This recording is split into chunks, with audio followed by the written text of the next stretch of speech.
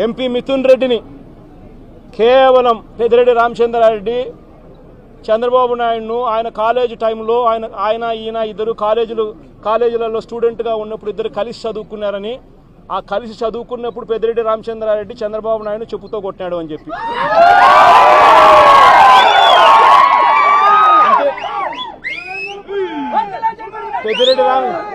పెద్దిరెడ్డి రామచంద్రారెడ్డి చిన్నప్పుడు చేసిన ఆ చిన్న గొడవ చంద్రబాబు నాయుడు మనసులో ఎంతగా నాటుకొని పోయింది అంటే ఏకంగా పెద్దిరెడ్డి రామచంద్రారెడ్డి కొడుకును ఎట్ట తిరిగి జైల్లో పెట్టాలా, పెద్దిరెడ్డి రామచంద్రారెడ్డికి మనక్షోభ కలిగించాలా అని ఎంత సేడిస్టిక్గా ఆయన వ్యవహరిస్తూ ఉన్నాడు అని చెప్పడానికి ఇదొక నిదర్శనం. కాలేజీ టైంలలో గొడవలు జరుగుతూ ఉంటాయి, కొట్టుకుంటూ ఉంటారు. పిల్లోళ్ళన్నా కొట్టుకోకుండా ఉంటారా?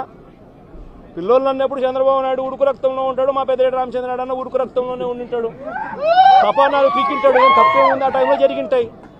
ఆ జరిగిందని గుర్తుపెట్టుకొని సేడిజంగా ఇన్ని సంవత్సరాల తర్వాత కూడా ఆయన కొడుకును కూడా జైల్లో పెట్టించాలని చెప్పి ఇంతగా తాపత్రయపడతా ఉన్నాడంటే చంద్రబాబు నాయుడు, ఈయన మనిషిలోని విషం, ఈ మనిషిలోని రాక్షసత్వం ఎంతగా ఉంది అని చెప్పడానికి ఇదొక